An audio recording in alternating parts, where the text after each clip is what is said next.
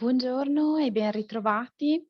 Iniziamo dunque la quarta e ultima sessione di questa giornata che poi sarà seguita dalla tavola rotonda come indicato sul nostro programma.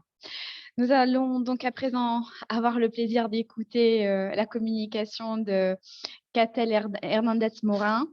Euh, Catel Hernandez-Morin dirige le master traduction interprétation de l'université Rennes 2.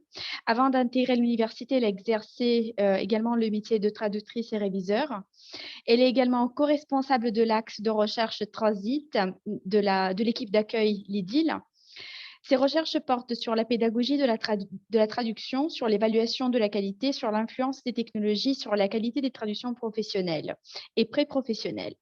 Enfin, elle est membre du bureau de l'association française AFUMT. Sa communication aujourd'hui concerne l'intégration de la révision et de la post-édition dans la formation en traduction. C'est à vous. Merci beaucoup, Hilaria. Alors, je vais commencer par partager mon écran.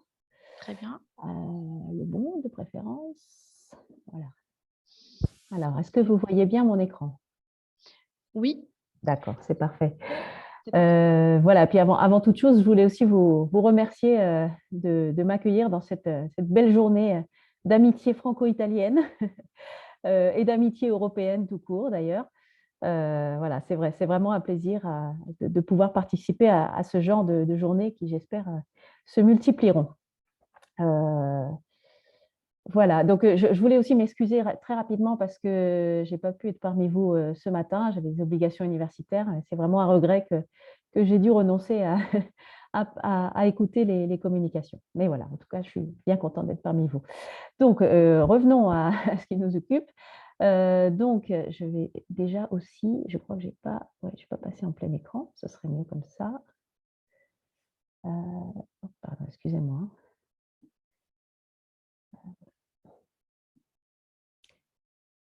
J'ai oublié.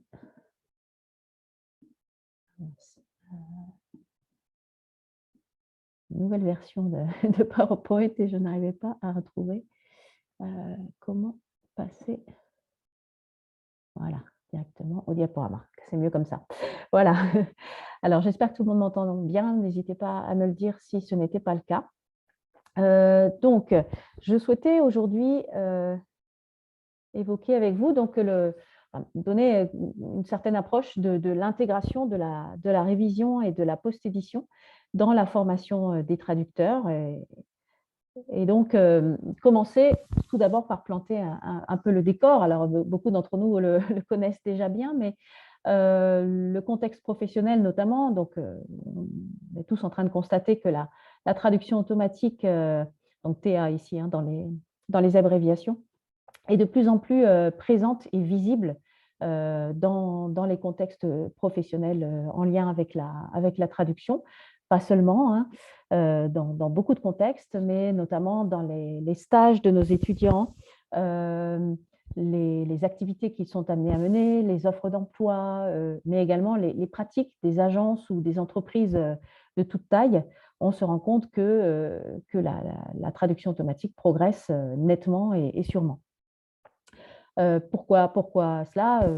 Parce que les délais sont de plus en plus courts, les délais de remise des documents commerciaux sont de plus en plus courts, les budgets sont réduits, les ressources en matière de traducteurs ne sont pas toujours disponibles, notamment lorsqu'on parle de projets dont les volumes sont très importants et dans des délais toujours plus resserrés.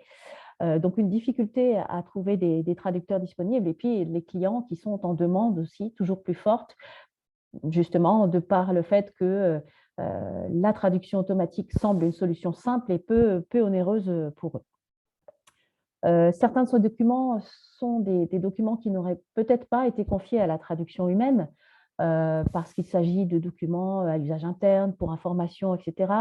D'autres documents correspondent à des demandes de mise sur le marché qui sont de plus en plus urgentes aussi. On peut penser au secteur pharmaceutique, par exemple, ou au secteur des jeux vidéo, qui est un domaine dans lequel la mise sur le marché est de plus en plus accélérée.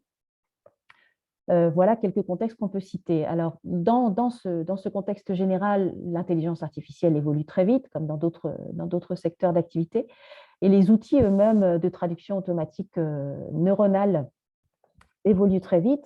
On sait déjà que la fluidité du discours produit par ces outils s'est grandement améliorée par rapport à la traduction statistique notamment. On sait aussi qu'un travail intensif est mené maintenant sur la gestion de la terminologie sur certains outils, également l'adaptation au contexte, sachant que les résultats évidemment sont variables d'un outil à l'autre et que les meilleurs résultats sont souvent obtenus sur les outils les plus onéreux. Pour ce qui est du contexte académique, alors j'ai indiqué ici donc la traduction automatique est utilisée dans les cours de post-édition, mais en dehors des cours de post-édition et en dehors des cours tout simplement. On a peut-être tous des anecdotes de publics parfois même très jeunes, hein, sans parler de nos étudiants, de collégiens qui commencent à utiliser la traduction automatique pour effectuer une ébauche de rédaction dans une langue étrangère. Pour revenir à nos étudiants, les étudiants s'en servent aussi pour différents usages et il commence à y avoir des études sur cette question. Pas toujours sur des textes entiers d'ailleurs, on est parfois surpris, mais souvent pour se donner un petit peu confiance, pour essayer de vérifier si leurs hypothèses sont les bonnes ou pour pallier l'absence de solutions ponctuelles.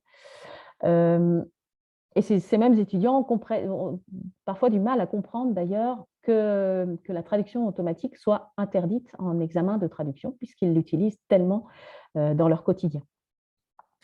Alors, dans ce contexte, quelle formation à la post-édition peut-on proposer de nos jours? Quelle intégration parmi les autres activités de traduction et dans quelle proportion l'intégrer?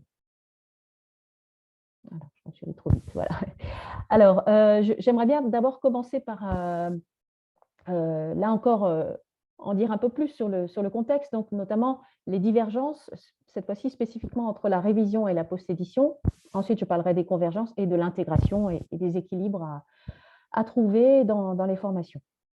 Alors, en termes de pratiques et de procédures professionnelles, bon, beaucoup de recherches a été publiée sur le domaine de la révision, même si ce n'est pas le secteur le plus pléthorique en termes de recherche, mais il y a quand même beaucoup d'écrits maintenant sur les traces notamment de Brunette que je cite ici. Alors ici, je cite une publication en 2013 dans laquelle elle indique que la révision, contrairement à l'activité de correction par exemple, implique naturellement une coopération du réviseur avec le traducteur, un retour sur sa qualité. On imagine bien qu'il est très difficile d'imaginer la même chose lorsqu'on parle de post-édition, l'interaction avec un moteur de traduction automatique étant assez limitée.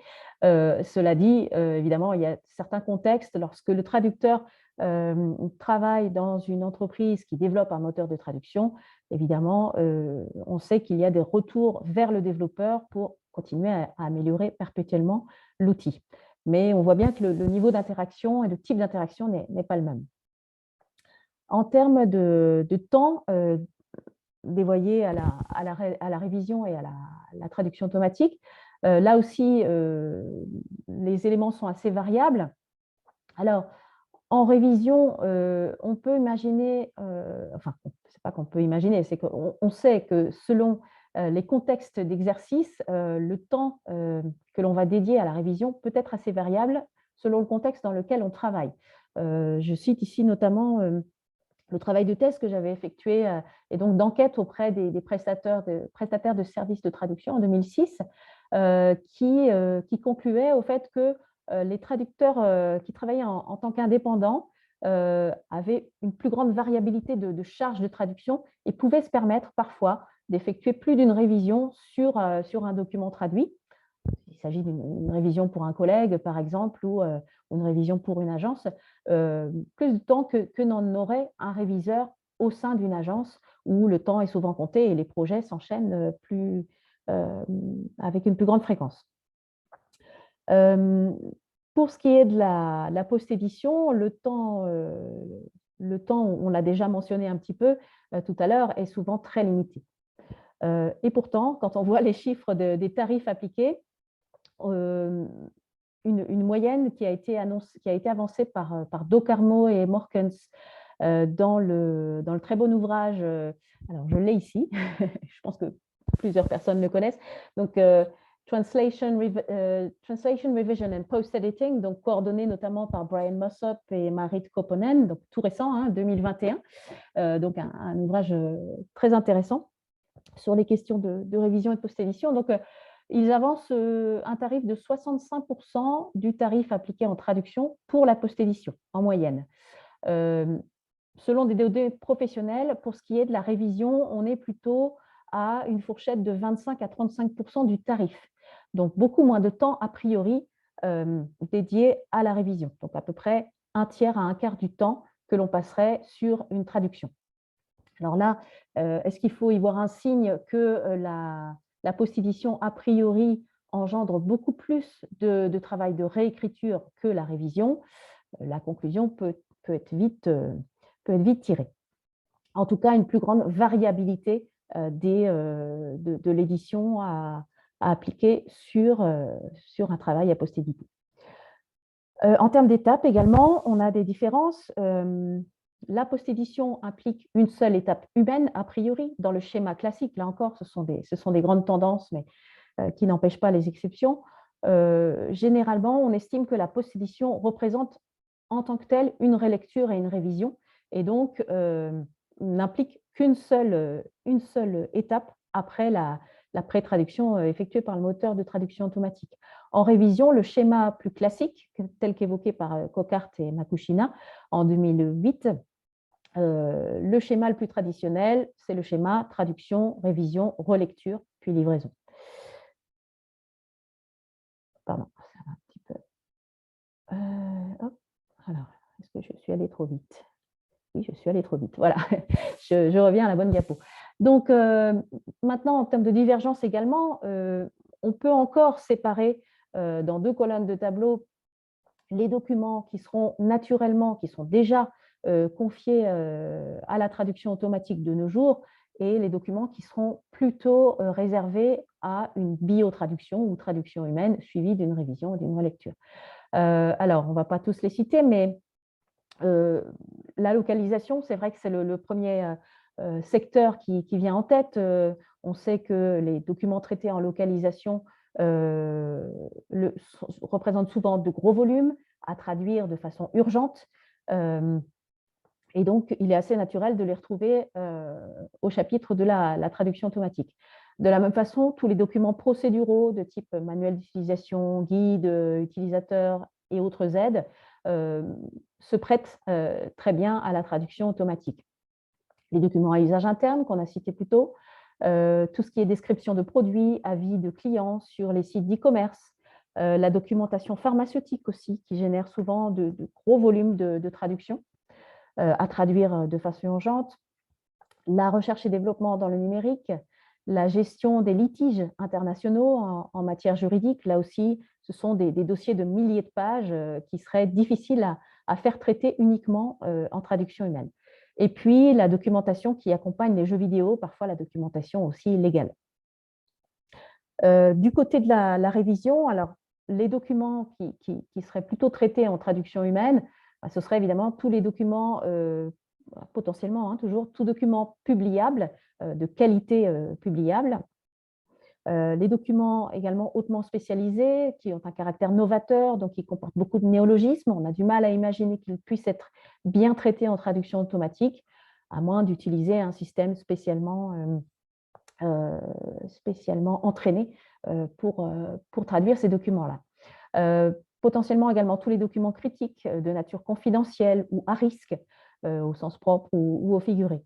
Donc, ils comportent parfois même un risque sur la santé des personnes qui utilisent les produits.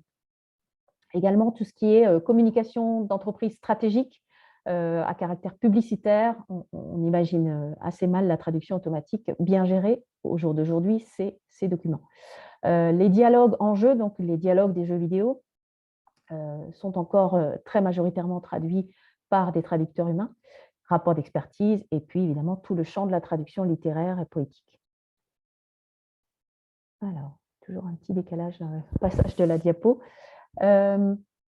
Donc, au chapitre maintenant des convergences, qu'est-ce qui rapproche en fait révision et post-édition et traduction et traduction automatique. Donc, la révision et la post-édition, selon Continen et Hall, toujours dans l'ouvrage coordonné par Brian Mossop, donc, font appel, selon Continen, à une intervention humaine experte en contexte professionnel, demande un certain nombre de compétences dans la maîtrise du transfert sémantique, la gestion de la terminologie, la maîtrise linguistique et stylistique dans les deux langues concernées par la traduction. Et devrait donc, selon Brunette, être enseigné plutôt en fin de formation, après avoir appris à traduire pour posséder le recul nécessaire pour ce transfert de discours. Mais évidemment, c'était sans compter, ça c'était en 2013, hein, cette citation, sans compter sur le contexte actuel dans lequel la traduction automatique pénètre un très grand nombre de secteurs, et donc la post-édition avec elle. Un autre point commun qui rapproche ces deux activités, ce sont les normes qui ont été publiées. Donc la norme ISO 17100 pour les services de traduction et la norme 18587 pour les services de post-édition. Et les recommandations du type recommandation du think tank Taos, par exemple, sur la post-édition. Alors, si on s'en tient donc aux normes tout d'abord, les deux normes, donc 17100 et 18587, établissent une description d'un processus plutôt abouti, un processus optimal.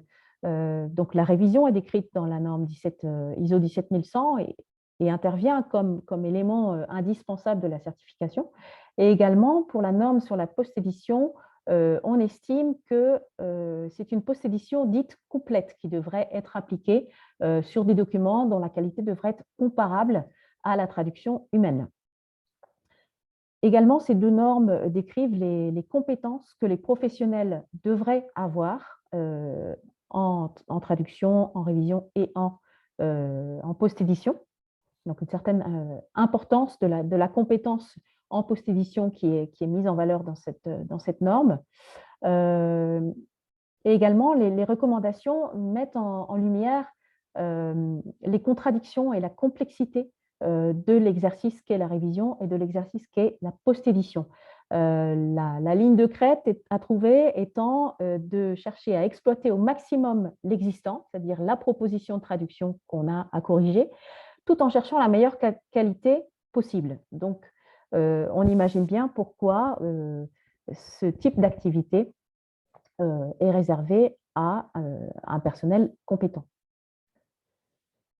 Alors, au chapitre encore des convergences, donc, la traduction automatique, comme on l'a dit, est présente dans tous les contextes professionnels maintenant. Elle progresse dans la plupart des secteurs de la traduction et elle entre en concurrence avec le schéma traditionnel, donc traduction, révision, relecture, et provoque un certain flou actuellement encore sur les procédures, sur le temps que l'on peut dédier à cette activité, d'autant plus que la post-édition, de plus en plus, est intégrée au processus de traduction assistée par ordinateur également.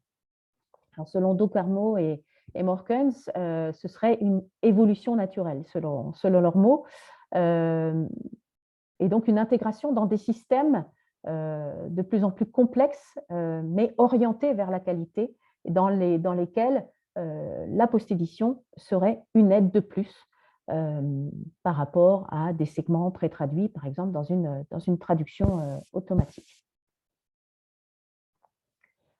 Alors, donc, une fois qu'on a toutes ces données en tête, tout ce contexte, qu'est-ce qu'on peut proposer en termes de… Est-ce que je suis allée trop vite? J'ai l'impression que je suis allée trop vite. Oui, c'est ça, j'ai sauté une diapositive encore.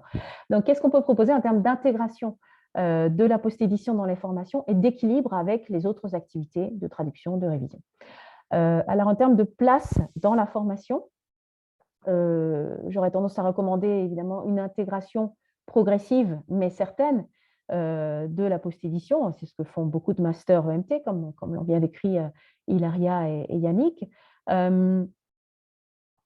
une intégration qui continue à encourager la créativité des traducteurs. Alors, de préférence, d'une part, dans des cours de traduction sacralisés, mais également dans des cours de post-édition ou des enseignements ou autres projets qui incluent de la post-édition.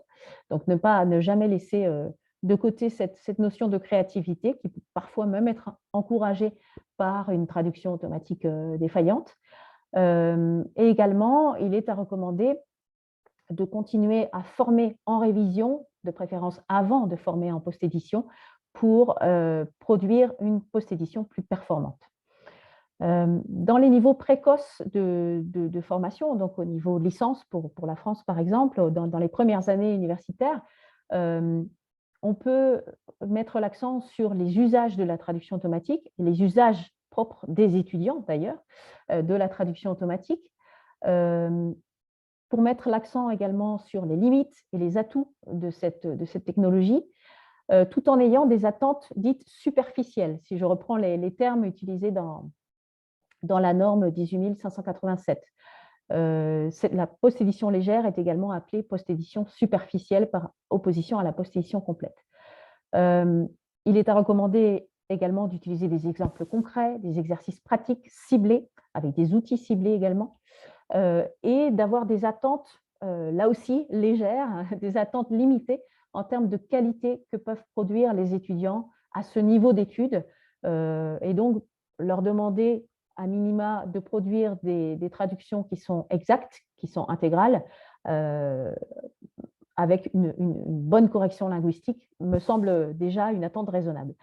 Alors, pour ce qui est des évolutions dans les masters EMT, donc on en a parlé un tout petit peu tout à l'heure, Yannick a mentionné le fait que les changements de programme dans les universités françaises sont quelque chose de très lourd, je le confirme. Donc, c'est tous les 5 ans, on revoit nos programmes. Et dans les nouveaux programmes qui sont prévus, notamment à l'université de Rennes 2, à laquelle j'appartiens, donc à partir de 2022, nous avons mis en place, enfin, nous souhaitons mettre en place une découverte de la traduction automatique en licence et un apprentissage renforcé de la post-édition dès le Master 1, ce que nous ne faisions pas jusqu'à maintenant. Elle était introduite en Master 2, bien trop tard de nos jours, et une pratique donc de la relecture et de la révision tout au long du cursus, mais cela a toujours été le cas de toute façon. Alors, comment peut-on intégrer encore la post-édition et comment exploiter les failles et les forces de la traduction automatique? Au chapitre des forces, on peut citer la correction de la langue. On sait maintenant que la traduction automatique de nos jours a plutôt tendance à produire des contenus corrects sur le plan de la langue, plus fluides, on l'a déjà dit tout à l'heure, aux dépens d'autres éléments comme la transmission du sens, l'apparition d'omissions de façon parfois accidentelle, imprévue. Donc, on peut exploiter ces failles-là, les failles également dans le style qui est produit par la traduction automatique neuronale, avec un style qui est souvent perçu comme assez littéral, assez peu idiomatique, et une terminologie souvent incohérente, du moins lorsqu'on parle des outils qui sont disponibles pour un large public. On ne parle pas ici des outils professionnels spécialement entraînés. Alors, on peut s'appuyer là-dessus pour essayer de perfectionner la cohérence textuelle et le style des traductions post-éditées des étudiants, se concentrer sur l'exactitude des contenus, là encore, successivement ou simultanément dans les exercices proposés, et toujours parallèlement à la révision qui doit être enseignée, selon moi, à des niveaux variables de correction. Donc, une révision plus ou moins légère. Je vais essayer d'accélérer un tout petit peu pour terminer. Donc, en termes d'activités en lien avec la biotraduction, donc la traduction humaine et la révision, on peut imaginer les activités suivantes. Je ne vais peut-être pas toutes les lire, mais en reprendre une ou deux. Donc, évidemment, il est à conseiller de commencer par étudier les bases de la traduction automatique, ses failles et ses forces, pour avoir une compréhension minimale du fonctionnement de la traduction neuronale et de l'intelligence artificielle, et rapidement de passer à une pratique en comparaison, notamment de la traduction humaine professionnelle et d'une traduction automatique à post-éditée. Pourquoi pas séparer les étudiants en plusieurs panels. Également, il me semble intéressant de comparer la traduction humaine étudiante et la traduction automatique a postérité que s'opère une prise de conscience des écarts qualitatifs entre ce que peuvent produire les étudiants à un stade donné et la traduction professionnelle, par exemple. Comparaison de plusieurs sorties de moteurs de traduction également sur un même contenu, en cherchant à typographier les erreurs de façon précise avec des grilles d'évaluation dédiées et en cherchant à choisir les meilleures solutions, qu'elles se trouvent dans les outils sélectionnés ou dans leur propre bagage linguistique et traductologique. Le test d'un moteur aussi sur plusieurs types de documents me semble intéressant, en essayant de choisir des moteurs parfois adaptés, parfois inadaptés à la traduction, pour essayer de renforcer la confiance des étudiants dans leur traduction et leur discours d'experts, hein, qu'on attendra d'eux ensuite. Et puis, bien sûr, il me semble important d'employer la traduction automatique dans des projets au sein de systèmes de TAO. Alors, pour conclure, donc je pense qu'on sera d'accord pour dire qu'on a besoin encore de plus d'études sur les pratiques professionnelles. C'est souvent ce qui manque un petit peu dans nos domaines de recherche. Je pense que les techniques d'enquête et d'entretien peuvent être précieuses pour savoir qui révise, qui édite, qui post-édite, pardon, et dans quelle proportion, et dans quel lieu de travail, dans quel statut. On imagine déjà qu'il est très probable que la post-édition soit totalement intégrée dans les pratiques de traduction à terme, avec peut-être une limite qui va se brouiller entre la post-édition et la révision. Peut-être ne parlera-t-on pas que d'édition à terme, cette édition pouvant être évidemment à géométrie variable. Alors, tout ceci va demander de plus en plus d'agilité cognitive et stylistique à nos étudiants qui seront de futurs professionnels, entre parfois des segments sur lesquels il y aura très peu à modifier et d'autres segments où il faudra repenser totalement la syntaxe. Donc, il me semble qu'il faut toujours et encore insister sur la stylistique comparée et ne jamais cesser de former de vrais traductologues. Je voulais citer aussi une lecture récente que j'ai faite d'un article de Guillaume de Neubourg, que plusieurs d'entre vous doivent connaître, publié dans la publication en ligne The Conversation, où il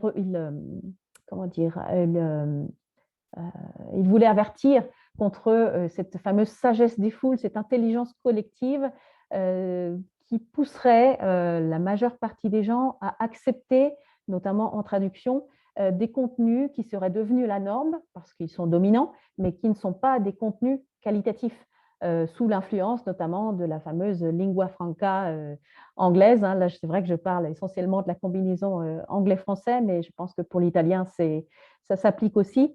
Et Maria Zimina et Christopher Gledhill nous en parleront certainement mieux que moi, mais je vous recommande en tout cas cette lecture. Donc, c'est un danger voilà, qui nous guette évidemment, cet appauvrissement de la langue, d'où la nécessité d'insister plus que jamais sur la qualité de la communication que doivent viser nos futurs traducteurs et les qualités en communication qu'ils doivent avoir sur des critères immuables de qualité que sont le transfert du sens, la terminologie, le style, la cohérence, tous ces critères qui sont bien connus depuis longtemps et qui sont plus que jamais importants, qu'il est important d'enseigner à nos étudiants qui vont intégrer les futurs marchés de la traduction. Voilà, je m'arrête là parce que je ne veux pas prendre trop de votre temps. Merci beaucoup, Catel. Merci pour cette communication très riche et intéressante.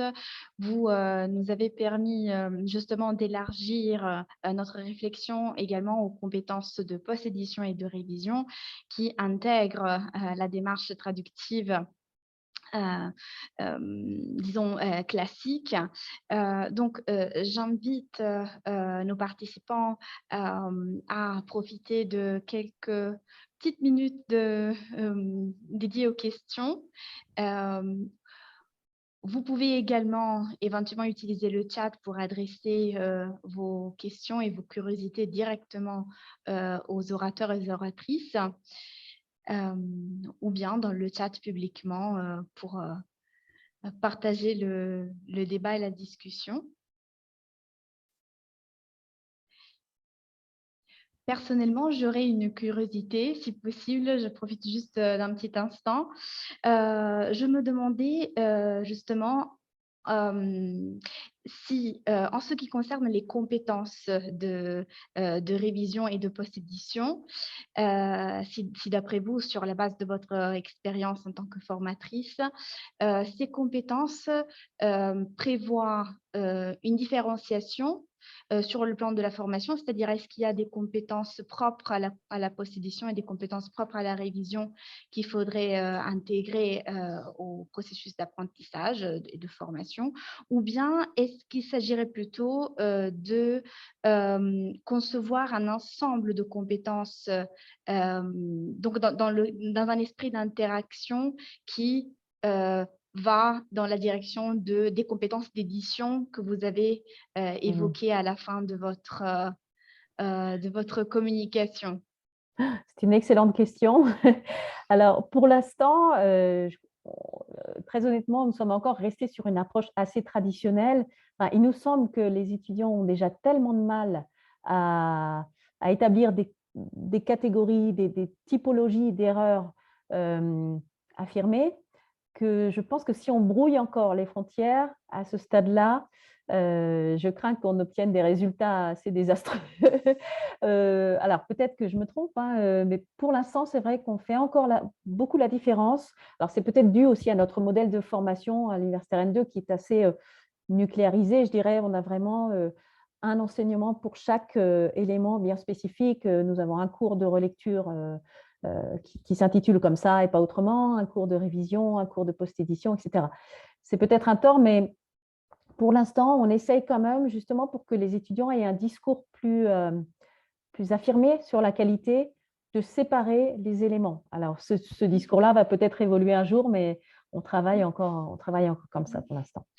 Il s'agirait peut-être plutôt aussi peut-être d'imaginer une progression, ce travail de formation dans le cadre d'une progression du début vers la fin de la formation de la licence vers le master. Il pourrait s'agir aussi Oui, de concevoir ce parcours, cette progression petit à petit. oui, On a petit à l'occasion petit, peut-être. oui, on insistera sur le petit à petit parce que je ne sais pas ce qu'il en est des compétences des étudiants au niveau licence, par exemple en Italie. Je sais que moi, sur ma propre expérience en tout cas, on est loin d'en arriver là par rapport aux compétences qu'ont pu acquérir les étudiants au niveau licence et même au niveau de la troisième année de licence. Je crois que déjà avoir des attentes sur l'exactitude des contenus transférés et leur correction linguistique, c'est largement suffisant. Je pense que oui, peut-être en fin de master, éventuellement, intégrer un peu plus cette notion d'édition dans laquelle il faut essayer d'acquérir la plus grande souplesse possible. Alors, c'est ce qu'on essaie de faire. Nous avons une enseignante notamment en traduction spécialisée en Master 2 qui aborde justement l'usage de la traduction automatique au sein des mémoires de TAO. Donc, c'est par ce biais-là qu'on commence à avancer dans cette direction-là, effectivement. Mais nous conservons quand même un cours spécifique orienté post-édition et un cours orienté révision euh, à ce stade pour que les étudiants puissent encore différencier les différentes activités. Très bien, merci beaucoup. Je vois qu'il y a une petite question dans le chat que je vous pose très rapidement. Quelle différence avec l'usage de correcteurs automatiques? C'est-à-dire par rapport aux activités de révision et de post-édition, j'imagine. Mhm. Quelle différence avec les correcteurs automatiques? J'avoue que je ne saisis pas bien la question. Alors, l'un n'empêche pas l'autre. Enfin, je pense que l'utilisation des correcteurs automatiques devrait faire partie d'une activité de révision, mais ne sont évidemment pas suffisants à une activité de révision, comme ils ne sont pas suffisants euh, à un exercice de post-édition de traduction automatique. C'est bien plus que ça, malheureusement. On aimerait qu'il s'agisse uniquement de corriger des coquilles lorsqu'on révise une traduction humaine, par exemple, ou de rétablir un élément de syntaxe très ponctuel. Dans la pratique, ce n'est pas du tout ça. Je pense qu'on est plusieurs à savoir que la traduction automatique jusqu'à maintenant produit une qualité qui est assez imprévisible, alors qui est parfois excellente. Je sais pas, on peut citer le moteur de traduction DeepL, par exemple, qui pourrait être très étonnant sur certains contenus, et tout à coup, on aura une chute de qualité sur la phrase suivante, et parfois un contresens complet sur une traduction qui était en apparence très fluide. Donc, non, ça va bien au-delà de la correction par un correcteur, mais ça l'inclut, évidemment. Merci beaucoup encore une fois pour votre contribution. Je passe maintenant la parole à Maria Zimina Poirot et à Christopher Gledil. Maria Zimina Poirot est maître de conférences en linguistique anglaise à l'Université de Paris depuis 2012. Elle est aussi co-responsable du master industrie de la langue et traduction spécialisée. Ses activités d'enseignement et de recherche portent sur les approches outillées de la traduction spécialisée, la communication technique multilingue, la linguistique de corpus et la textométrie appliquée à l'analyse de discours spécialisés. Christopher Gledil est depuis 2011 professeur des universités en linguistique anglaise à l'Université de Paris. Entre 2011 et 2021, il était co-responsable du master de recherche langue de spécialité linguistique de corpus et traduction spécialisée. Ses enseignements et ses travaux universitaires portent sur l'anglais lingua franca, la grammaire systémique fonctionnelle, les langues planifiées, la traduction spécialisée, la phraséologie, des discours spécialisés. Leur communication concerne aujourd'hui la révision des sorties de la traduction automatique neuronale de la part des étudiants. Donc, quelques réflexions sur l'application des directives de la DGT et l'impact de l'anglais lingua franca sur les processus de traduction. Donc, Christopher et Maria. Bonjour Hilaria. Bonjour. Bonjour. Alors, Bonjour tout le monde. Je vous vois. Très bien, je vous entends. C'est à vous, merci beaucoup. C'est parfait. Merci beaucoup pour cette présentation. Alors, je vais commencer et puis je passerai la parole à mon collègue Chris Gledhill juste après. Donc, je tiens d'abord à remercier vivement les organisateurs du workshop pour cette invitation. Ils nous sont bien évidemment ravis avec Chris de contribuer à cette réflexion sur le développement de l'intelligence artificielle et la traduction, les nouveaux objectifs pédagogiques qui émergent dans ce contexte.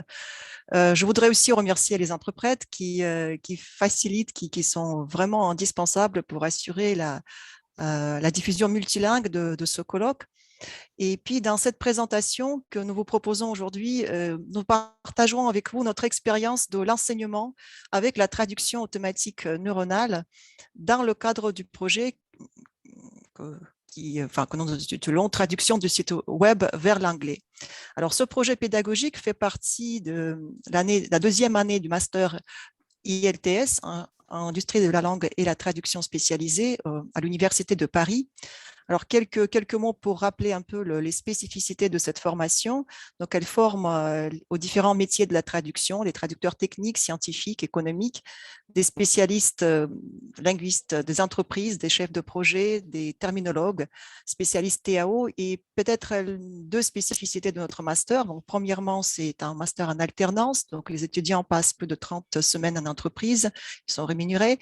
Et puis, ce master aussi a c'est un programme très riche, avec plus de 700 heures de cours qui font appel à un très grand nombre de professionnels de la traduction spécialisée. Il est également membre du réseau il s'est vu attribuer le label qualité EMT. Donc, je co-dirige ce master avec mon collègue Nicolas Froliger et Chris Gledhill fait partie de l'équipe pédagogique de ce master depuis plusieurs années. Alors, donc, dans cette présentation, je vais voir si j'arrive à passer. Voilà, très bien. Dans cette présentation, nous allons essayer de réfléchir avec vous à la question de l'intégration de la traduction automatique neuronale dans la formation des traducteurs spécialisés et puis comment cette réflexion a guidé notre conception du projet pédagogique traduction de site web vers l'anglais. Alors, pour organiser cet enseignement, ce projet, nous avons élaborer un système que nous appelons un système d'optimisation du rendement qualitatif que nous appelons en anglais Qualitative Translation Revision Workflow. Donc, dans cette communication, nous allons donc vous présenter d'abord peut-être en quelques mots l'architecture globale de ce processus. Et puis, je vais revenir sur les enjeux pédagogiques de cette approche en nous appuyant sur l'analyse d'un corpus de révision. Un corpus de révision qui conserve les traces des différents cycles de révision réalisés par nos étudiants au cours de ce projet. Donc, de la post-édition des sorties de la traduction automatique neuronale à la livraison des pages entièrement révisées. Nous expliquerons ensuite comment nous procédons avec des outils d'analyse textométrique à l'analyse de ces productions pour révéler des traces caractéristiques des processus de révision menés par nos étudiants qui mènent progressivement vers l'acquisition des codes propres à la traduction institutionnelle. Puis, nous mettrons ensuite l'accent sur la prise en main du code rédactionnel dans ce contexte, notamment en nous appuyant sur English Style Guide de la DGT, et nous terminerons avec des conclusions générales sur l'impact de l'anglais lingua franca sur les processus de traduction. Voici le programme que nous nous fixons aujourd'hui. Alors, très brièvement, il y a cette question, et j'imagine, a déjà été évoquée à plusieurs reprises. Donc, comment intégrer la traduction automatique neuronale dans la formation en traduction spécialisée? Quel cadre méthodologique utiliser pour évaluer la qualité de traduction? Quel modèle linguistique, quelle métalangue, quelles connaissances théoriques faut-il mobiliser en priorité dans ce contexte? Donc, je pense que Chris non plus, nous n'avons pas la prétention de répondre à toutes ces questions aujourd'hui, mais au moins, ce sont des questions auxquelles nous réfléchissons précisément pour essayer d'avancer avec les étudiants et travailler au cours de ce projet que je vais vous présenter maintenant. Donc, ce projet pédagogique s'appuie sur un ensemble de cours assurés en co-enseignement. Et donc, elle étudie l'impact de la traduction automatique sur les pratiques professionnelles en Master 2. Et il a 4 objectifs pédagogiques. Donc, les objectifs pédagogiques sont les suivants. Premièrement, simuler un projet de traduction de site web dans des conditions aussi proches que possible de l'exercice du métier. Mettre en place un enseignement transversal qui développe plusieurs compétences en traduction professionnelle selon le référentiel des compétences EMT. Donc, nous nous appuyons aussi sur d'autres cours qui sont dispensés dans le cadre de ce master en linguistique de corpus, terminologie, révision, traduction spécialisée, gestion de projet. Donc, troisième objectif, c'est initier les étudiants à l'utilisation de plateformes de traduction de sites web en mettant l'accent sur les outils utilisés par les professionnels du secteur. Et finalement, améliorer les compétences traductionnelles et rédactionnelles des étudiants, qui sont, dans notre cas, majoritairement francophones, afin qu'ils puissent produire des textes de qualité professionnelle en anglais. Donc, sur cette diapositive, vous avez un extrait de notre brochure avec ces 2 blocs de cours assurés par moi-même et mon collègue, ainsi que la présentation telle que nous la proposons aux étudiants en début de nos séances de travail. Alors, le projet pédagogique, traduction de site web vers l'anglais, donc chaque année, ce projet mobilise différents sites web. Ici, je vais m'appuyer sur un exemple tiré de notre projet de l'année 2020-2021 qui s'est déroulé entièrement à distance. Donc, il s'agissait de traduire une sélection de pages du site web de la Fédération française des diabétiques. Donc, vous avez ici l'une des pages originales telle qu'elle est présentée sur le site de la Fédération. Donc, comme vous pouvez le voir sur cette capture d'écran, la traduction de site web présente plusieurs défis. Donc, il y a plusieurs variétés de discours. Donc, sur une même page, les étudiants peuvent être confrontés à des textes avec des éléments de texte, des éléments de discours juridiques, administratifs, la voix propre de l'association, de l'organisation qui publie ces pages. Et puis, sur le plan formel, il y a aussi plusieurs types d'éléments très différents en termes de présentation, des éléments de menu, texte de la page, liens vers des sites web interconnectés, formulaire de recherche, documents administratifs, informations contextuelles, métatextuelles, etc., avis juridiques. Donc, plusieurs types de discours qui cohabitent et créent un objet textuel très complexe et très intéressant qui présente plusieurs défis sur le plan pédagogique.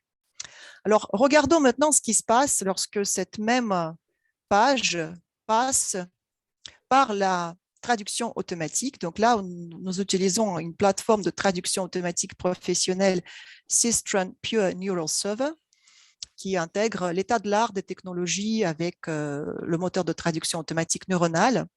Alors, cette plateforme est hébergée à l'Université de Paris et est utilisée pour traduire plusieurs types de documents dans nos cours. Ça peut être des fichiers texte, des pages web, des fichiers audio.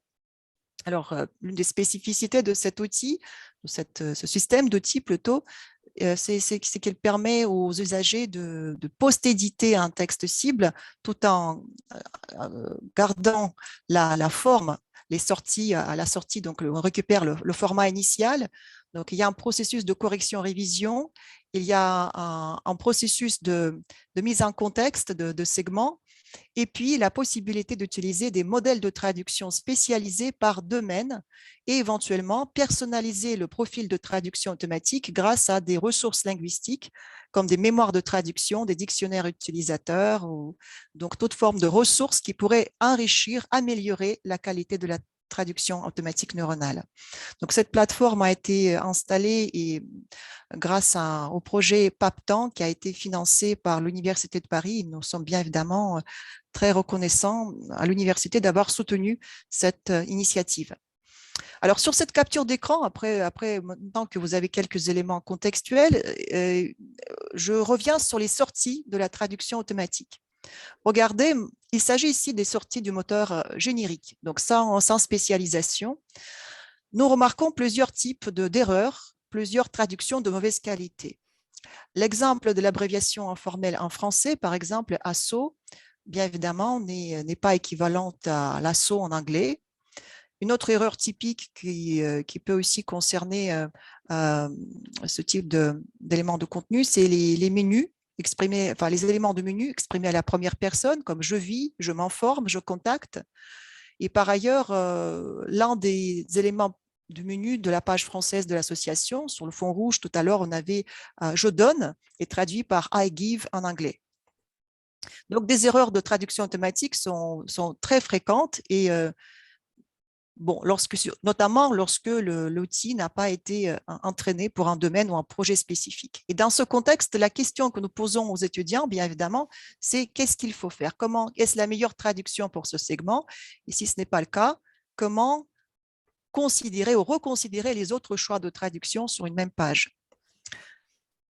Donc, nos étudiants analysent ce modèle discursif et arrive à la conclusion que, par exemple, je donne, I give, bien évidemment, est totalement inapproprié dans ce contexte pour une organisation caritative française. C'est quelque chose qu'il faut complètement revoir en anglais, dans le contexte anglophone. Et donc, vous pouvez voir aussi sur cette page en cours de révision d'autres segments qui étaient repris, qui ne sont pas entièrement finalisés, mais qui progressent. Et nous notons par exemple la présence des impératifs, support, contact pour les liens vers les pages de procédure, l'utilisation d'un participe living with pour les liens vers les pages descriptives, mais il y a aussi une erreur persistante, I contact the federation tout en haut de la page, ici. Et donc, ce segment nécessite une révision ultérieure et nous reviendrons sur ce point au cours de nos analyses un peu plus tard. Alors,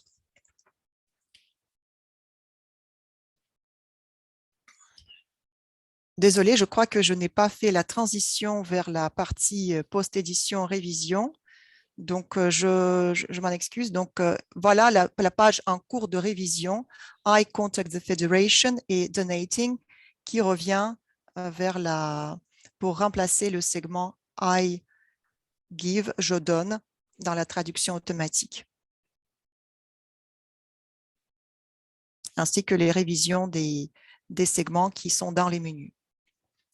Encore désolé d'avoir manqué cette étape. Donc, la spécialisation de la traduction automatique neuronale fait partie des des prérequis pour améliorer la qualité des sorties de la traduction automatique, mais ce n'est qu'une partie de tout un cheminement, tout un schéma d'organisation que nous mettons en place dans le cadre de ce projet pour arriver à une traduction de qualité optimale. Donc, nous appelons ce schéma, ce système d'optimisation du rendement qualitatif, comme je l'ai déjà évoqué, Qualitative Translation Revision Workflow, qui consiste donc dans la spécialisation de la TAN d'abord, à l'aide de ressources adaptées au projet. Ensuite, il y a tout un ensemble de tâches associées à la révision, travail collaboratif et livraison aux clients, aux donneurs d'ordre, et bien évidemment l'expertise linguistique, contrôle qualité en conformité avec des exigences spécifiques de chaque projet. Alors, il est parfois difficile pour nos étudiants de s'approprier tous ces éléments simultanément. Donc, nous essayons de proposer et d'identifier au sein du projet des rôles spécifiques pour chacun des étudiants et ensuite établir une liste de responsabilités en lien avec ces rôles et les livrables associés à chaque type de tâche. Donc, nous avons, par exemple, dans le cadre du projet, des responsables de communication qui assurent les flux de communication, échanges. Nous avons également des binômes de traducteurs-réviseurs.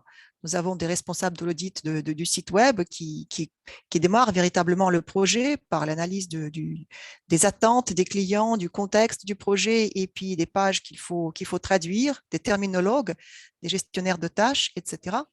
Et donc, tous ces rôles sont aussi associés à des tâches bien spécifiques, à des responsabilités au sein du projet, donc qui sont nommées, identifiées, et donc en face de chaque étape, il y a forcément des binômes ou des étudiants qui travaillent.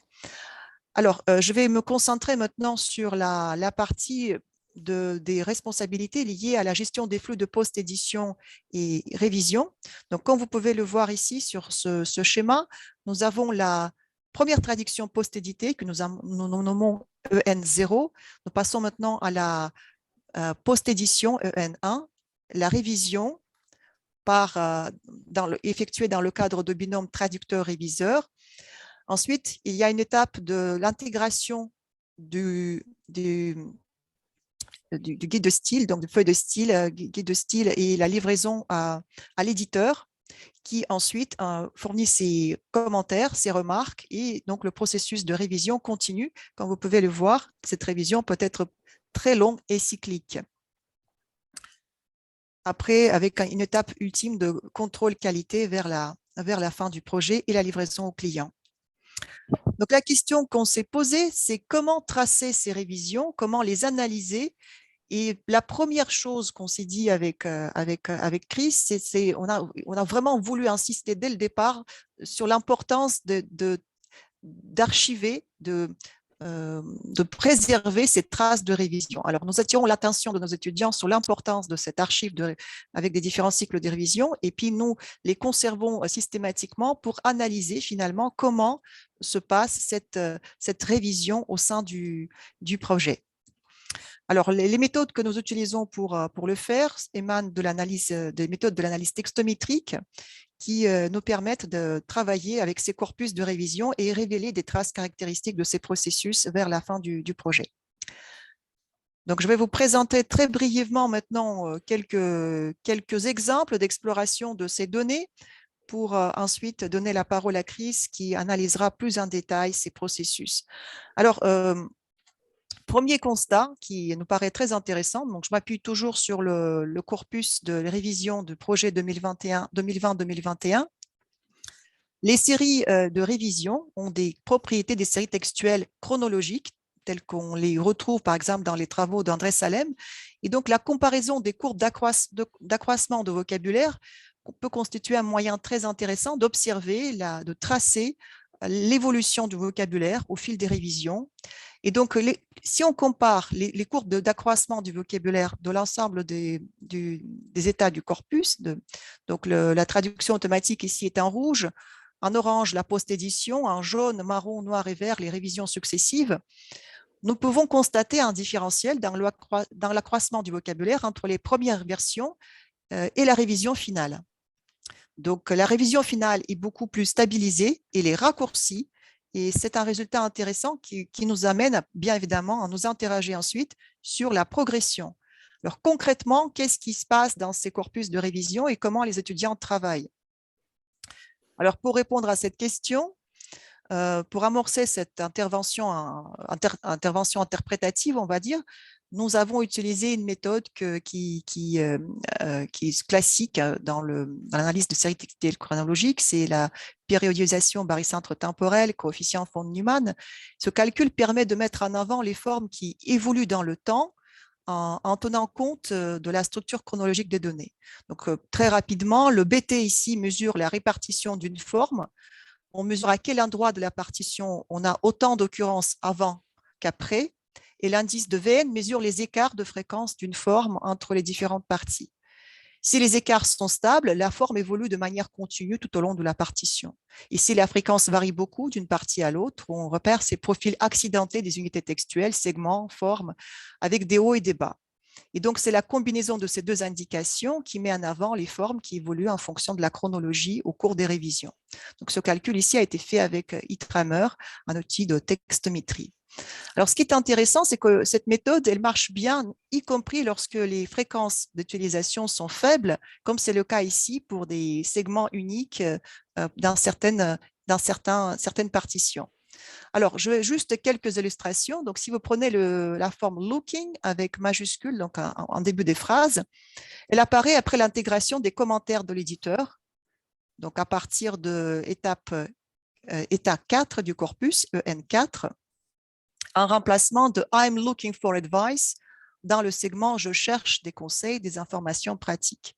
Donc, je vais vous montrer quelques contextes pour illustrer un peu comment nous arrivons à identifier ces révisions dans les productions de nos apprenants.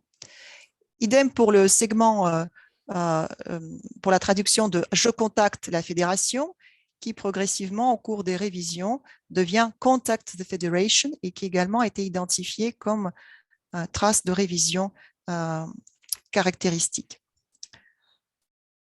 Voilà. Alors, dernier constat, et je passerai ensuite la parole à Chris, c'est peut-être une remarque sur la nature de ces révisions qui n'est pas systématiquement une accumulation successive d'améliorations. Donc, une révision, c'est un processus complexe. On peut être amené à revenir en arrière et on peut être amené à prolonger ces cycles de révision. Et donc, je pense que ce qui compte le plus, il est primordial que les étudiants s'approprient les codes et les conventions propres à une institution et une association, dans notre cas, qui mènent vers finalement une traduction institutionnelle stabilisée qui peut être livrée aux clients. Et donc, dans cette transition, vous pouvez voir, par exemple, qu'il y a une véritable évolution dans la traduction. Le segment, il est habilité à recevoir des dons et des legs et agréé par le ministère de la Santé, et que potentiellement, on peut être amené à revenir en arrière et réintégrer certaines propositions antérieures, voire les combiner en tenant compte des conventions du guide de style. Voilà. Donc, je vais m'arrêter là pour finalement passer la parole à mon collègue. Merci.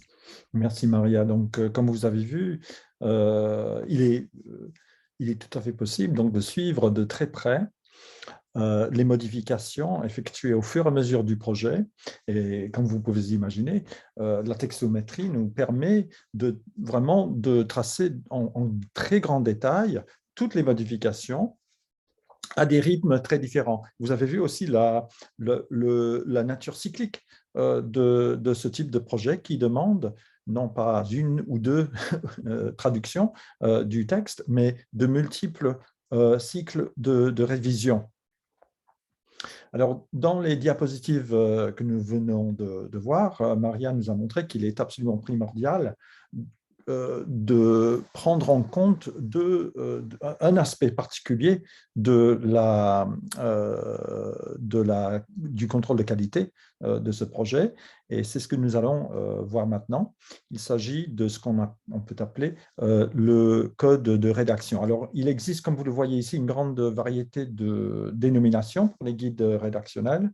Dans le cadre de notre projet, nous considérons que le code rédactionnel représente un document de référence définissant de manière relativement exhaustive les normes linguistiques et rédactionnelles auxquelles tout document du projet doit se conformer avant sa livraison définitive. Alors, pour désigner l'intégration de ces recommandations éditoriales dans le flux de traduction que Maria vient de décrire, nous utilisons le terme « normalisation » qui réfère donc à une action ciblée ou à une série d'actions menées pendant un ou plusieurs cycles de révision.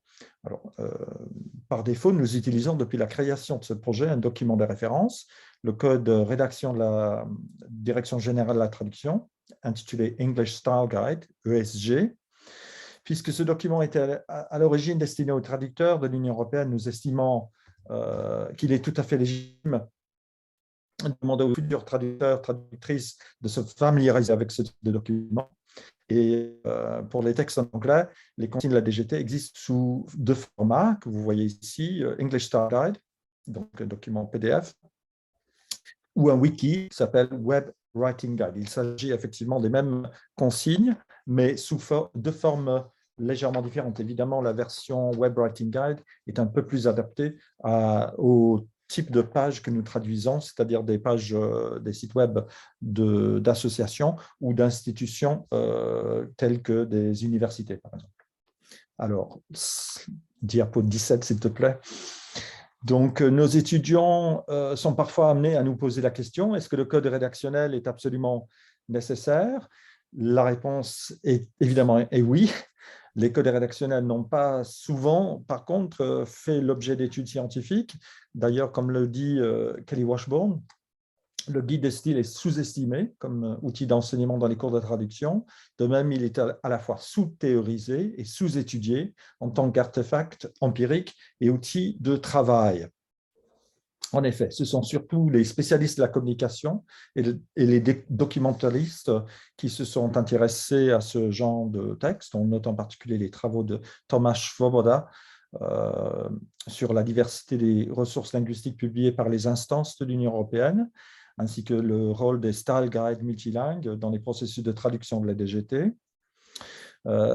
Parmi des études plus proches de la linguistique descriptive, on note plus récemment un grand intérêt dans la communauté TAL pour la prise en compte des règles de réécriture appliquées aux solutions proposées par la traduction automatique neuronale. Nous pensons aux travaux de Dan Tuffish, par exemple, et ses collègues à Bucarest.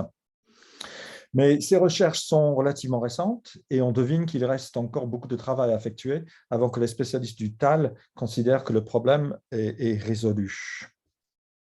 Alors, page 18, quels sont les champs d'application d'un code rédactionnel? Et plus spécifiquement, comment mesurer le taux de couverture et le taux d'application d'un code rédactionnel comme le English Style Guide de la DGT? Alors, au fur et à mesure des années, nous avons demandé à nos étudiants de classifier, de quantifier les modifications apportées à leur projet de traduction. Ces informations permettent non seulement de cartographier la typologie des révisions, mais aussi d'établir une chronologie, comme on vient de le voir avec Maria, une chronologie assez précise de la prise en compte de telle ou telle recommandation pour chaque cycle du projet. Donc, sur cette diapo, vous avez un tableau récapitulatif des différents phénomènes signalés par nos apprentis traducteurs.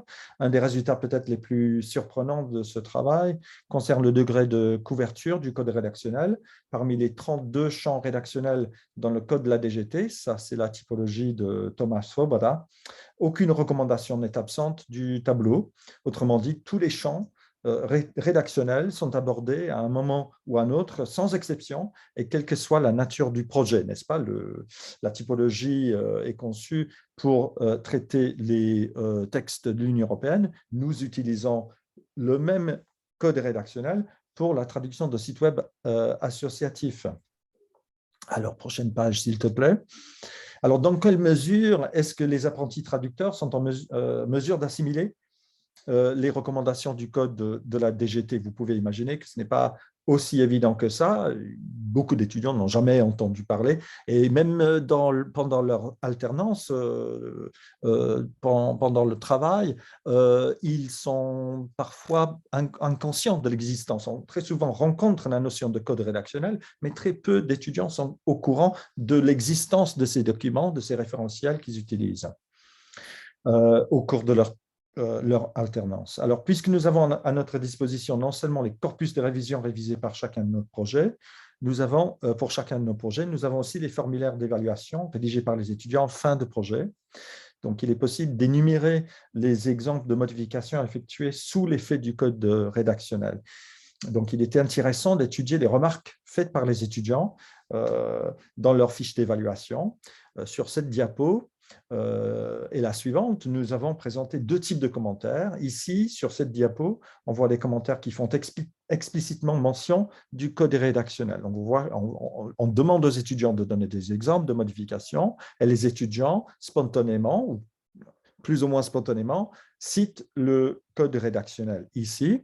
Par contre, sur la prochaine diapo, on verra que quelques exemples de commentaires portant sur des recommandations qui sont effectivement couvertes par le code rédactionnel, mais que les étudiants ont jugé bon de ne pas mentionner explicitement.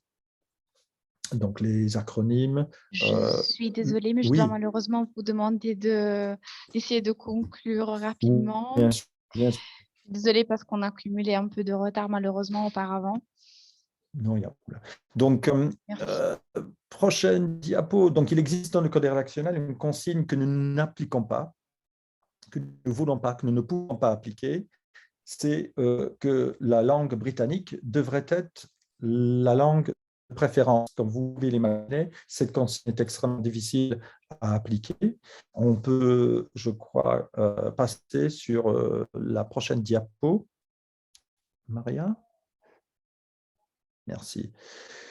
Donc, si nous refusons d'adopter la consigne de la DGT concernant la variété de langue préférée, vous pouvez y deviner qu'est-ce que nous proposons de faire à la place. La question mène à un débat beaucoup plus large sur la notion de l'anglais lingua franca. Alors, la position que nous adoptons par rapport à cette notion est décrite de multiples façons. C'est central dans les débats en traductologie, vous le savez déjà. La position que nous adoptons est essentiellement pragmatique. Et nous considérons qu'il s'agit non pas d'une variété réelle de la langue anglaise, mais plutôt d'un contexte de communication. Alors, je passe à la prochaine diapo pour aller plus rapidement. Quelles sont les implications de notre position par rapport au projet de traduction de site web? Alors, vous pouvez imaginer que les étudiantes sont effectivement déroutés par cette prise de position. Certains étudiants n'ont jamais rencontré la notion. J'en ai parlé cette semaine même, il y a 2 jours, avec les étudiants. Ils sont au début parfois perplexes par rapport à cette position. Ils pensent très clairement qu'il existe une variété très claire et définissable de langue britannique qu'on peut effectivement simplement brancher ou appliquer quelque part dans les recommandations. Donc, nous adoptons une position, on va dire, multidimensionnelle par rapport à la question, en proposant ces différents termes. Par exemple, on dit, voilà, le code à adopter orthographique sera l'orthographe, la ponctuation, la typographie britannique, selon les définitions, par exemple, des dictionnaires comme Oxford English Dictionary, qui nous donnent des recommandations beaucoup plus précises. Mais nous faisons appel à d'autres notions, notamment la notion de registre ou de discours, par rapport à d'autres dimensions, notamment la langue claire et simple ou la voix de l'institution, qui, pour nous, est fondamentale parce qu'il faut effectivement adapter le discours à la voix particulière de l'association qui est présentée dans les prochaines diapos. Si on regarde la diapo 24 très rapidement, là nous avons quelques exemples que nous n'aurons pas le temps d'explorer maintenant, mais éventuellement dans la version écrite de cette communication, nous présentons des exemples de prise de position, de rhétorique, de positionnement politiques ou idéologiques qui transparaissent dans les différents sites que nous traduisons. Un autre exemple, page 25 et page 26, toute une discussion avec tout un échange avec nos clients sur un certain nombre de termes qui sont au centre même de la philosophie de l'association. En l'occurrence, ici, nous avons des termes comme diabète acteur, acteur de santé, patient expert. Ce sont des termes très difficiles à traduire. Nous n'avons pas réussi à bien les traduire l'année dernière parce que nous n'avions pas pu avoir un échange constant avec les donneurs d'ordre, avec les clients. Cette année, nous avons la chance d'avoir un contact direct avec non seulement les personnes qui gèrent le site web, mais aussi la personne qui s'occupe de la communication de la fédération. Et dans ce cas-là, ce seront les étudiantes et les étudiants de notre promotion actuelle qui pourront négocier la traduction de ces termes-là en anglais. Ce ne sera pas de l'anglais britannique, qui n'existe pas, à mon avis, ce sera un anglais adapté pour une association française qui travaille essentiellement en France. Voilà donc ce que j'ai à dire très rapidement pour la diapo 27. Donc pour conclure extrêmement rapidement, si j'ai le temps, voilà, l'interaction homme-machine, c'est une conclusion à laquelle nous sommes arrivés il y a très longtemps, que nous répétons dans nos différentes communications, exige plusieurs types de compétences en organisation et gestion de cycle de révision. Ça, c'est hyper important, c'est absolument central. Et puis, les compétences de révision sont capitales. La révision est capitale en traduction professionnelle. Reconnaître et appliquer les normes et les codes rédactionnels propres à un projet de traduction de données dans le cadre des compétences EMT, comme on a vu tout au long de la journée, et aussi reconnaître les valeurs des clients et créer son discours propre. Ce sont des valeurs ajoutées de l'humain par rapport à la machine. Voilà ce que je peux dire très rapidement. Merci encore une fois aux organisateurs, organisatrices et aux interprètes qui nous ont permis de communiquer en français aujourd'hui. Merci beaucoup, Chris. Et je suis désolée d'avoir dépassé mon temps de parole. Je viens de me rendre compte. Merci beaucoup pour votre intervention qui a été vraiment très, très riche parce qu'elle a témoigné de l'intérêt de la textométrie pour l'analyse et le suivi du processus de révision, mais elle a aussi mis en avant également les enjeux qui sont propres à la traduction automatique neuronale dans un contexte de traduction institutionnelle et de spécialité, et qui finalement a également ouvert la voie à une réflexion traductive d'intérêt sur la notion de l'anglais comme lingua franca. Donc, merci beaucoup, c'était vraiment très inspirant. Nous avons malheureusement pas de temps pour des questions que je vous invite à adresser directement à nos orateurs pour éventuellement poursuivre avec cette réflexion très, très intéressante.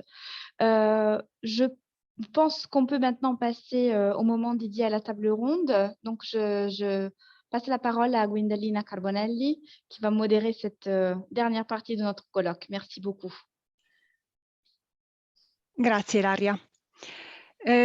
Passo subito a presentare in rigoroso ordine alfabetico i nostri due ospiti della tavola rotonda, che si intitola Formazione e intelligenza artificiale, le aspettative dei fornitori di servizi linguistici. Dato che non abbiamo probabilmente nemmeno mezz'ora, sarò molto concisa anche nelle presentazioni. Elena Cordani, presidente di Federlingue dal 2013, si è laureata in traduzione all'Università di Trieste. La sua società di traduzioni interlingue è stata fra i soci fondatori della prima associazione italiana di agenzie di traduzione, Federcentri. A sua volta fra i soci fondatori di EUTAC, vale a dire la European Union of Associations of Translation Companies. Mirko Silvestrini, presidente di Unilingue, si è laureato a Ca' Foscari ed è attualmente ambassador di EUTAC, di cui è stato presidente e vicepresidente per 8 anni. Mirko Silvestrini fa parte di TECOM Europe Advisory Board for Professional Development and Training ed è membro dell'INT, Language Industry Experts Group, presso la Commissione europea. Comincio con una domanda alla dottoressa Cordani. Sì. Dottoressa, esistono requisiti normativi relativi alla traduzione automatica e alla traduzione effettuata mediante sistemi di intelligenza artificiale? Sì, sì, allora buonasera a tutti. Allora rispondo immediatamente a questa domanda. Come ha già anticipato la relatrice che mi ha preceduto, Catel Hernandez Morin, non so se pronuncio correttamente, c'è una norma ISO 18587 che posso farvi vedere condividendo lo schermo. E questa norma, vedete il numero così, ecco, ISO 18587, è stata in effetti pubblicata nel 2017, non nel 2015, quindi questo era un testo di bozza, perché ho partecipato ai lavori proprio di redazione di questa norma. E ecco, questa norma verrà fra l'altro revisionata dopo il 2022, quindi dal prossimo anno diciamo si parte con i lavori di revisione. Comunque questa norma è una norma proprio sul post-editing e la cosa interessante secondo me è che le competenze richieste ai traduttori, le competenze, le qualifiche ovvero i titoli e la professionalità sono molto simili a quelle della ISO 17100. Ecco, comunque in generale comunque questa norma è diciamo molto importante, anche se è stata scritta ormai alcuni anni fa, è ancora molto attuale e vale senz'altro la pena di acquistarla. Purtroppo non si può condividere così gratuitamente, c'è il divieto assoluto di condividere queste norme in questo modo, però senz'altro può essere acquistata anche dall'università a un costo molto irrisorio e studiata per capire bene tutto, le competenze dei traduttori, i processi traduttivi, eccetera. Allora, colgo la palla al balzo e le chiedo, ha detto che ci sono analogie fra le competenze richieste dalle due norme. Quali sono queste competenze? Quali sono le competenze richieste a un traduttore post-editor e quali quelle richieste a un revisore di una traduzione effettuata da un traduttore umano? Allora, sono molto simili, ovvero come si può vedere, lo vedete il testo, le competenze? Sì, Vedete? si vede. Ok, molto banalmente l'abilità di tradurre il contenuto, la competenza testuale e linguistica nella lingua sorgente e nella lingua d'arrivo, la capacità di fare ricerca, di acquisire informazioni ecco, la competenza culturale, la competenza tecnica e la competenza del settore di specializzazione. Ora, se posso aggiungere, la nostra associazione Federlingue associa appunto società di traduzione e interpretariato. Le nostre società, come la mia e quella del collega che parlerà dopo, lavorano normalmente tutti i giorni con aziende che ci chiedono di tradurre i loro testi nelle varie lingue. I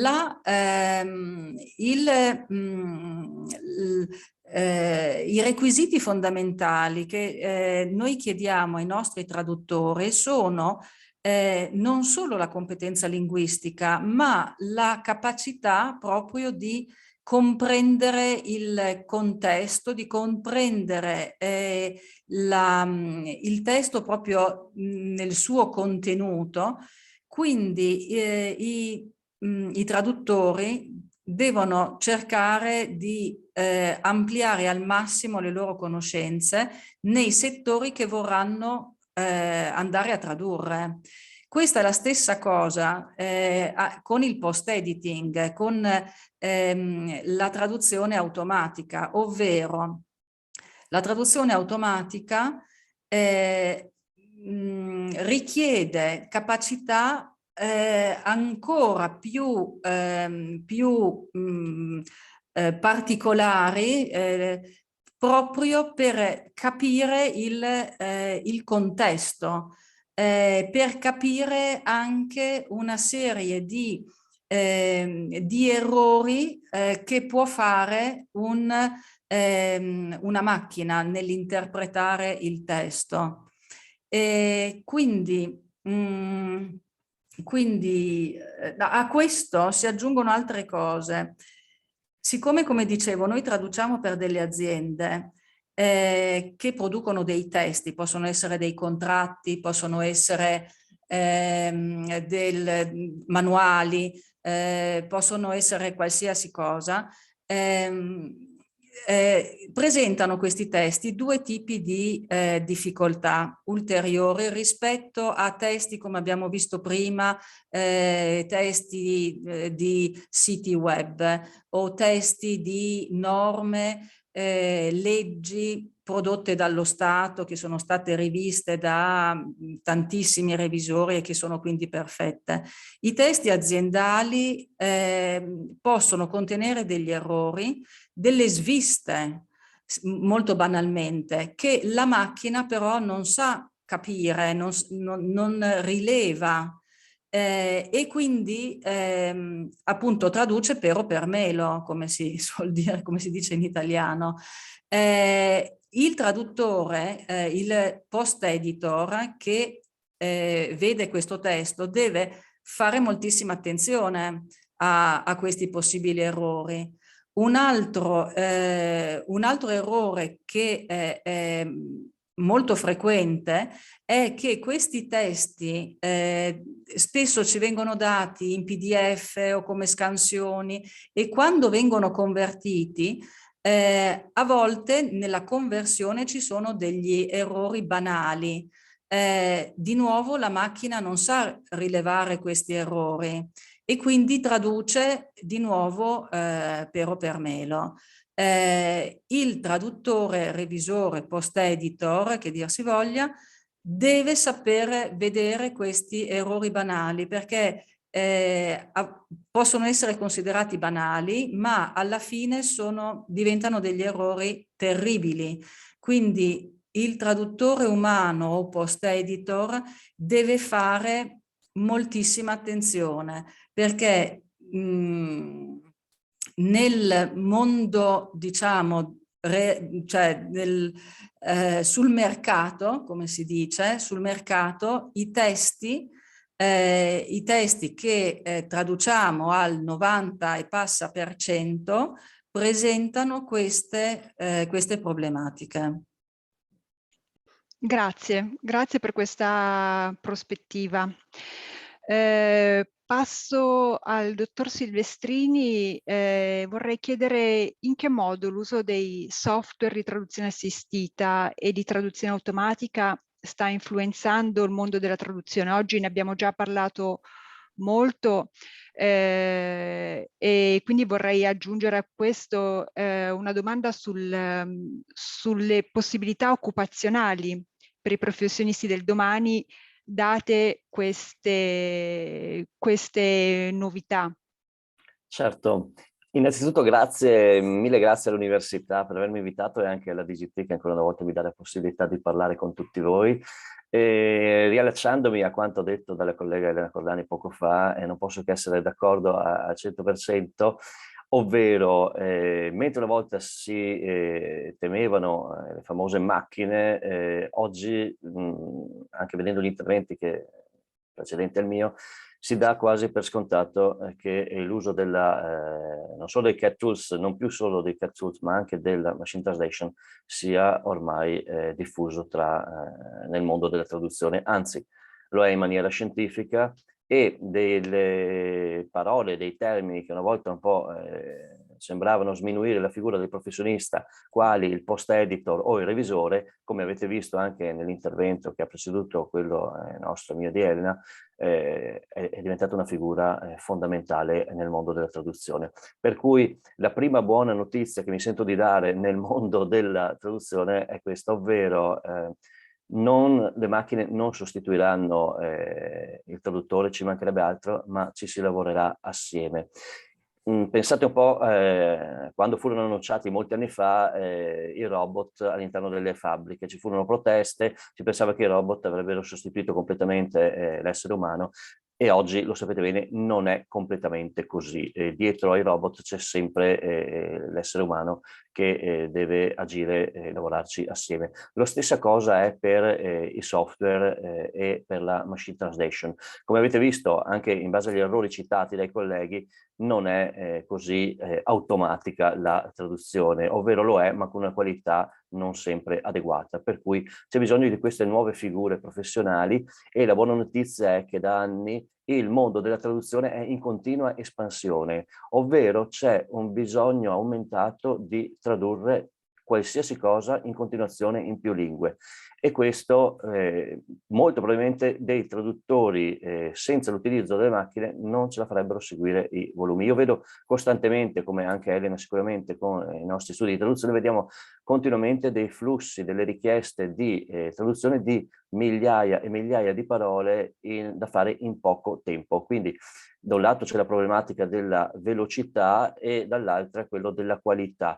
In mezzo ci deve essere l'essere umano, perché se fosse affidata la qualità esclusivamente alle macchine sarebbe una catastrofe. Per cui la buona notizia è che il mondo futuro della traduzione avrà bisogno di post-editor, di revisori, ma anche di terminologi, ma anche di persone più tecniche, diciamo, che si preparino a fare manutenzione della machine translation, apprendimento, aggiornamento dei motori della machine translation di traduzione.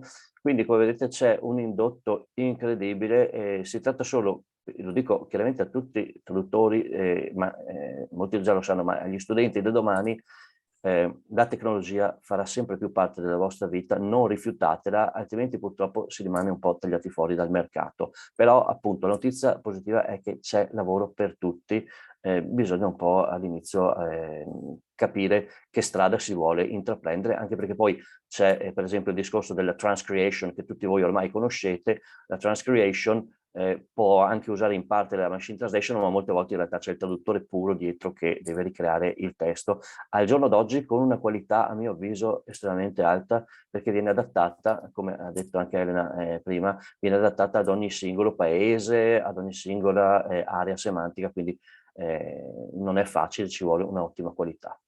Ecco. Grazie, grazie delle belle notizie, soprattutto per gli studenti da parte di entrambi. Penso che molti si sentiranno rincuorati.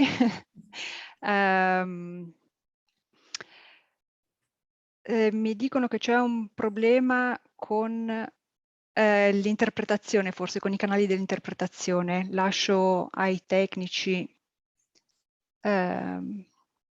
risolvere il problema. Intanto invito eventuali domande in chat, se ce ne fossero.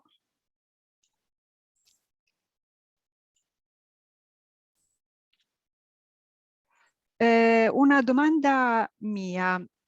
Qual è l'invito delle associazioni, quindi, o da parte del mercato ai formatori dei futuri traduttori?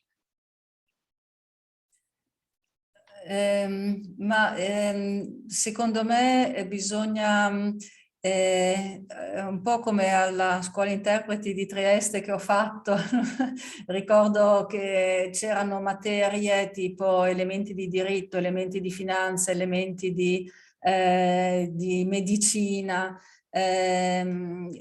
Sono secondo me materie che devono essere studiate, soprattutto economia, perché praticamente non esiste traduzione in cui non si faccia riferimento a una società con gli organi che ci sono in una società. Io vedo ancora, e continuo a ripetere anche ai nostri traduttori, che devono sapere qual è la differenza fra il direttore generale e l'amministratore delegato, fra il CEO e un MD. Sembrano cose banali, ma non è possibile che un laureato non conosca la differenza fra un CEO e un MD. Sono cariche completamente diverse. Bisogna sapere, conoscere cos'è lo stato patrimoniale, il conto economico, i profitti, le perdite, cioè sono dei termini che vengono usati non solo in economia, non solo per dei test economici, ma banalmente in una lettera commerciale, in qualsiasi testo. Prima o poi si parla del titolare piuttosto che dell'amministratore delegato. Non è possibile che vengano ancora fatti errori di questo tipo, cioè dove c'è director traducono con direttore. Il director è un amministratore, non ha niente a che vedere con un direttore. Ecco, quindi le materie, economia assolutamente deve essere studiata, il diritto assolutamente deve essere studiato, perché la traduzione non è solo lingua, non è solo linguistica, non è solo lingua, sono conoscenze di un po' dei vari settori. Grazie. Dottor Silvestrini, vuole aggiungere qualcosa? Sì, aggiungerei una cosa molto, molto brevemente, ovvero uno slogan, train the trainer, no? Si dice, vanno formati anche i formatori. Credo che la DGT e la UATC, l'associazione europea che io rappresento, stiano dando l'esempio e un po' la guida in questo senso, perché attraverso la collaborazione con le università aderenti al circuito del EMT, European Masters in Translation, è proprio questo che vogliamo fare. Ben volentieri i colleghi docenti universitari aderenti agli MT ci consultano in continuazione all'interno del gruppo LIND della DGT per capire in che modo possono cominciare a cambiare i propri programmi e dare quindi una formazione diversa, e hanno finalmente compreso che prima bisogna train the trainer, poi fare il train the student. E un'altra cosa fondamentale è dare la possibilità di fare degli stage, quindi anche la nostra associazione ha recentemente fatto diverse convenzioni con delle università, anche straniere, proprio per agevolare l'inserimento di studenti presso appunto le nostre società di traduzione, dove possono fare pratica, e lì davvero tutte le volte che abbiamo avuto degli stagiaire ma che rimangono alcuni mesi, veramente abbiamo avuto proprio i complimenti da parte degli stagiaire che ci hanno ringraziato tantissimo, perché hanno imparato di più facendo pratica presso le nostre società di traduzione. Ci dicono: ho imparato più in 3 mesi o 4 mesi da voi che in 4 anni di studi all'università. Grazie. Visto che siamo un po' in ritardo, chiuderei qui e ringrazio Elena Cordani e Mirko Silvestrini per questa panoramica delle aspettative del mercato del lavoro dei fornitori di servizi linguistici. Ci avete presentato molte informazioni importanti per chiarire quali sono le prospettive per i professionisti del settore. Spero che gli studenti, i docenti, i professionisti che ci seguono le abbiano trovate utili. Mi avvio ora a chiudere la giornata invitandovi innanzitutto a compilare il brevissimo questionario di gradimento che vedrete comparire a schermo a breve. Sono veramente 4 domande, si clicca velocemente, ecco il questionario, e vi ringrazio chi vorrà rispondere. Nel frattempo segnalo che la registrazione dell'evento sarà messa a disposizione prossimamente sul canale YouTube della DGT, che si chiama Translating for Europe. Incollo nella chat il link per tutti in modo che possiate vederlo. Ecco il link al canale YouTube. Prima di salutarci vorrei fare qualche doveroso ringraziamento. Allora ringrazio innanzitutto le coorganizzatrici Ilaria Cennamo, Lucia Cinato, Maria Margherita Mattioda e Alessandra Molino dell'Università di Torino. Per il lavoro fatto insieme, e ringrazio anche i colleghi della rappresentanza in Italia della Commissione Europea e della DGT per il loro contributo prezioso. Ringrazio chiaramente i relatori per aver condiviso con noi le loro ricerche e la loro esperienza, e ringrazio anche i tecnici e soprattutto ringrazio tutti voi che ci avete seguito fino a questa tarda ora del venerdì pomeriggio. Spero che sia stata una giornata interessante, che gli spunti siano stati molti e utili. Passo ora la parola alle colleghe di Torino per i saluti, e da parte mia arrivederci, a presto. Grazie Gwendalina, io parlerò a nome delle colleghe qui presenti, siamo riunite nella stessa sala e ci associamo ai ringraziamenti che sono stati fatti. È stata una collaborazione estremamente proficua, quindi ringrazio moltissimo Gwendalina e con lei la DGT, la Commissione Europea, per tutto il supporto che ci ha dato, e ci auguriamo che queste collaborazioni questo tipo di collaborazione possa continuare nel futuro prossimo. La giornata è stata estremamente appassionante, ricca di riflessioni, di spunti per nuovi orizzonti scientifici e percorsi didattici innovativi. Credo che molti di noi abbiano imparato tante cose, abbiano potuto anche confrontare esperienze fatte con altre esperienze internazionali, quindi è stato molto interessante. I contenuti della giornata a questo punto ci hanno fatto pensare ad una pubblicazione collettiva, per cui vorrei congedarmi dicendo che contatteremo presto tutti i relatori, tutti i partecipanti a questa giornata, per appunto dare poi indicazioni sulla sede e sulle tempistiche per questa eventuale pubblicazione. Ringrazio ancora tutti, ringrazio soprattutto le associazioni con cui sarebbe molto interessante potersi confrontare, insomma, perché rispetto a quello che avete detto ci siamo proprio accorti che la vostra posizione è leggermente diversa rispetto alla nostra, quindi ci sarebbe argomento di discussione senz'altro, e quindi magari appunto ci saranno prossime occasioni in cui poter continuare questa bella discussione intavolata in questa occasione. Grazie a tutti, grazie ancora e buona serata a tutti quanti. Grazie.